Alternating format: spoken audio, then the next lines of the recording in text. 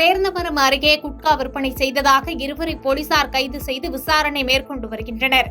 தென்காசி மாவட்டம் கடையநல்லூர் அருகே சேந்தமரம் தன்னூத்து பகுதியில் உள்ள ஒரு கடையில் குட்கா விற்பனை செய்யப்படுவதாக காவல்துறையினருக்கு ரகசிய தகவல் கிடைத்தது.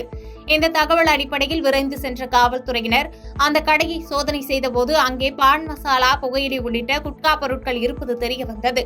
இதனை அடுத்து அதனை பறிமுதல் செய்த போலீசார் விற்பனையில் ஈடுபட்டதாக ஜெகதீஷன் என்பவரை கைது செய்து விசாரணை மேற்கொண்ட போது அவர் மற்றொரு நபரிடம் வாங்கி விற்பனை செய்தது தெரியவந்தது.